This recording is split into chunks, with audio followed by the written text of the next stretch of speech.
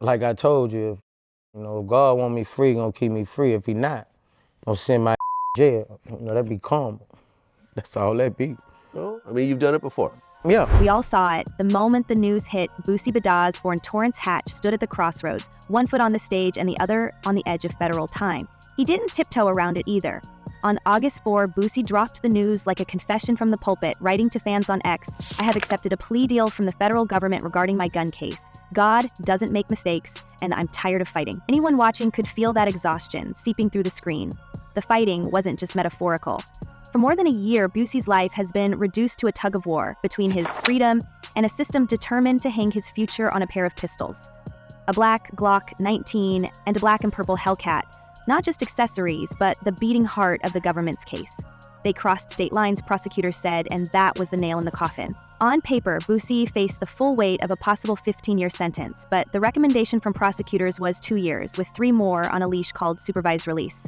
A man could do 2 years standing on his head, he'd probably tell you, but with a career riding on every club appearance and album stream, every second counts like oxygen. We ultimately don't know what the judge will do, but from what I understand, there is a pretty good chance of you getting probation or just like, a couple months, considering the time served and so forth. I don't know. It's up to the judge to give me credit for my anger monitor. Exactly. It's up to the judge to give me credit for my anger monitor. This was never just about a traffic stop.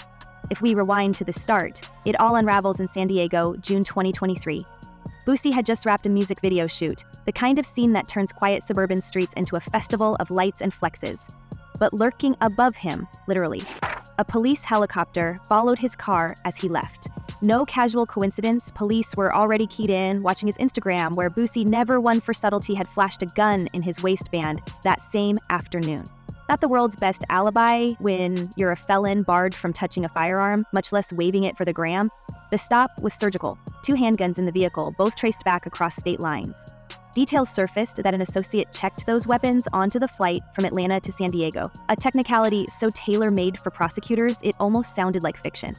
Charges came down in California, but by 2024, the state's case was tossed out. Momentarily, Boosie was quick to claim victory, even telling Courthouse News, "90% of people thought I was going to prison, but God had a different plan." That plan, it turns out, was a cruel bait and switch, because the feds came roaring back just weeks later.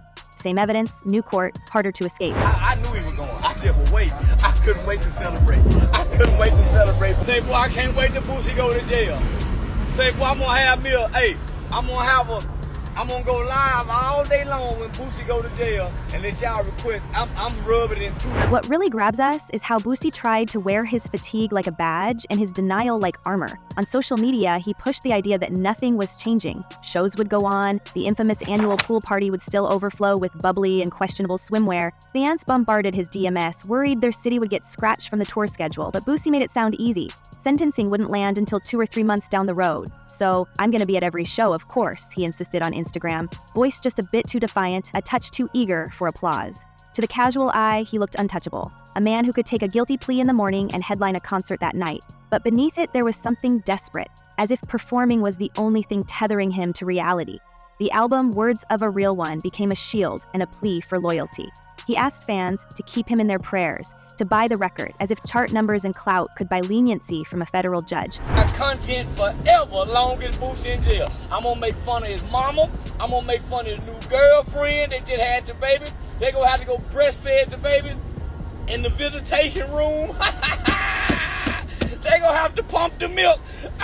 Say, Boosie, I got perfect attendance as a father. You done been to jail on Tootie, the Ivy little girl, whoever ever know you don't went to jail on. Every time Boosie strutted in public, throwing pool parties and grabbing headlines with viral meet and greet stunts, sometimes crossing into, "Are we allowed to post this?" territory, it felt like he was taunting fate itself.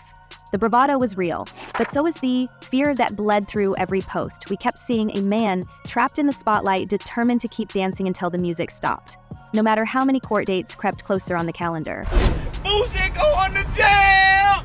I knew they were gonna get him. Boy, I was mad. I'm not. I was mad. The motherfucker. Boosie going to jail, y'all. Boosie going to. Just when we thought the spectacle couldn't turn more vicious, Charleston White crashed into the narrative, a one-man chaos machine armed with grudges and a Wi-Fi connection. Charleston was never some background troll. No, he was the enemy Boosie could never outrun. Part antagonist, part heckler, always a few decibels louder than the truth. The second Boosie's plea made headlines, Charleston went live, pouring gasoline on the story and lighting the match with a grin. Boosie really thought he wasn't going to jail, Charleston laughed, soaking in every syllable. For him, Boosie's struggle wasn't tragedy, it was content. An episode he'd been waiting to watch for years. He didn't stop there. Charleston, never one for boundaries, spat out the line that made even the most hardened gossip fans freeze. He declared, almost gleefully, that he hoped Boosie wouldn't make it out from behind bars at all. He actually got on the internet and said that. And he likes to say, well, I'm just playing a character. That's not me. Or he was talking about babies and all types of other shit. I think he talked about Math Hoffa's daughter or something. Oh, I'm just playing a character. The feud had mutated, turning from legal drama to a public humiliation. No matter how hard Boosie tried to control the optics, Charleston was always there with a live stream, a meme, a new accusation, escalating things beyond music or the law. With each fresh taunt, the tension ratcheted higher. In that moment, the courtroom became a sideshow to the true trial, the verdict of public opinion, delivered loudest by a man who seemed determined to break Boosie, not just in court, but in the court of internet spectacle. Just going at all kind of about my son, all kind of, you know. Yeah, I remember Charleston when I said that I'm not rocking with him anymore. He made a YouTube video saying, I hope your baby's. Charleston White wasted no time turning Boosie's legal drama into an even more personal blood sport, boasting in his signature style that not only was Boosie in trouble, but now his family was too. It was early September 2025 when Boosie's 22-year-old son, Tootie Raw, was arrested in Atlanta. Charges included possession of a sawed-off shotgun and obstructing law enforcement. The city barely had time to upload the mugshot before Charleston was live, grinning into the camera and declaring he'd orchestrated the whole thing. I just put his in jail, Charleston announced, even spelling out his arrival within 2 hours of putting foot on Atlanta soil. No surprise, that claim remains unproven, a classic Charleston move, pushing the line between instigator and opportunist. But the performance mattered more than the paperwork.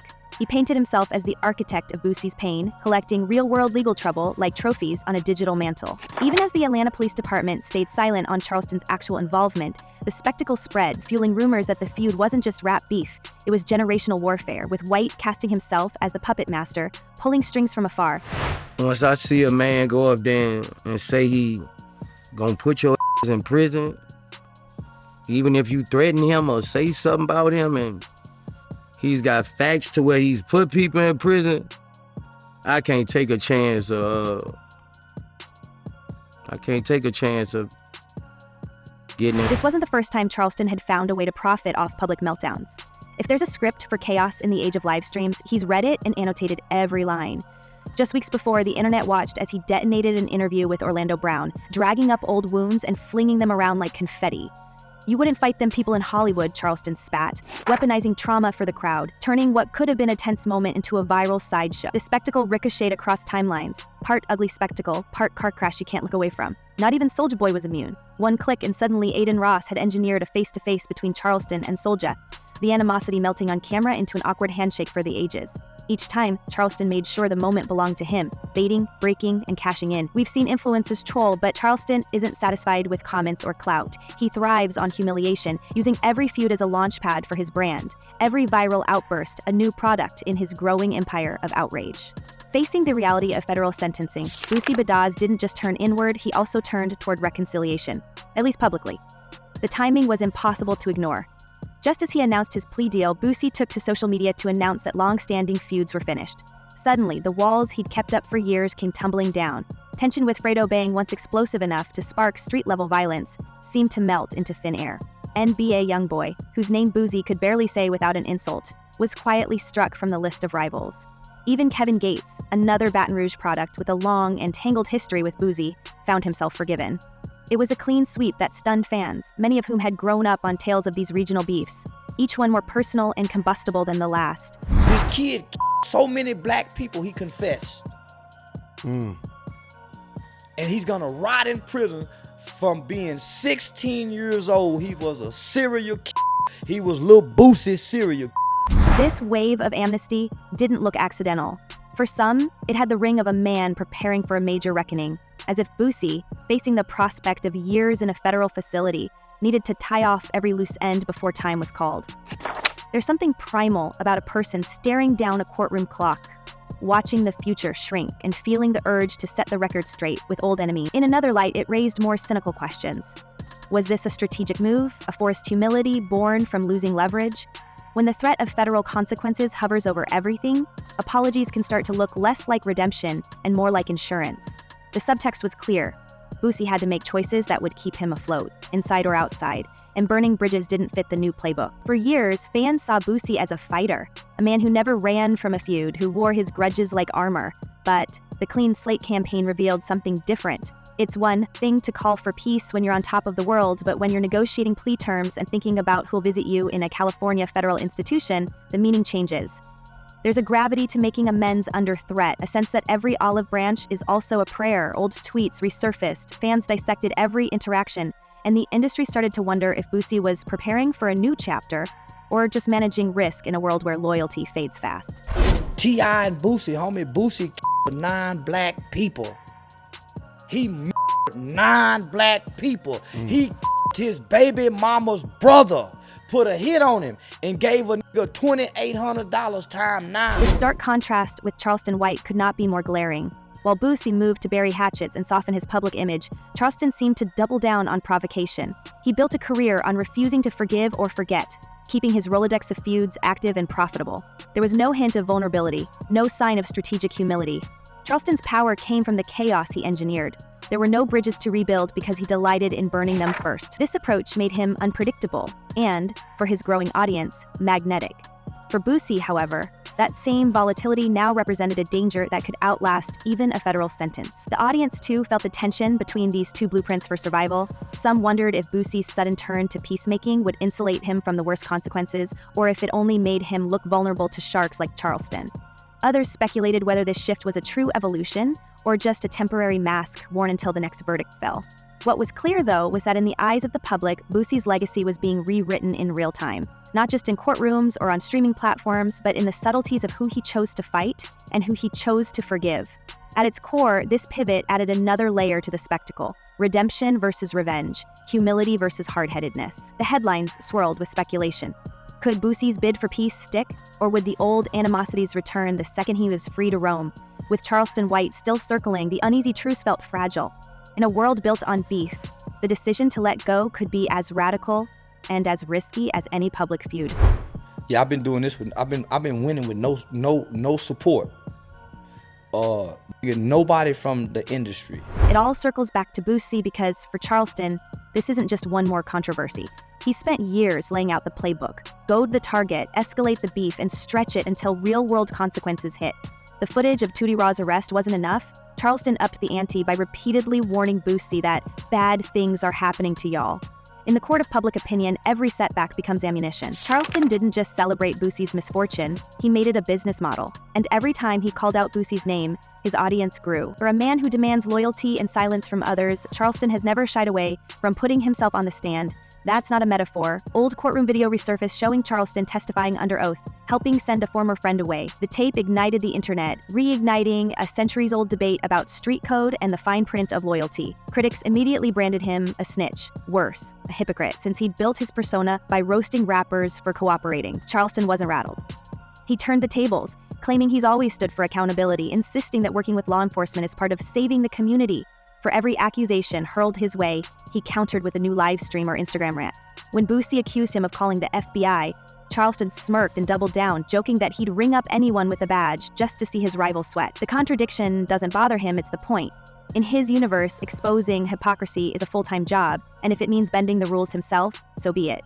The question is whether Charleston is truly holding the mirror up to the industry or just perfecting the art of the hustle, chasing outrage wherever it leads. Some crazy stuff. Sometimes my mouth get me in a lot of man.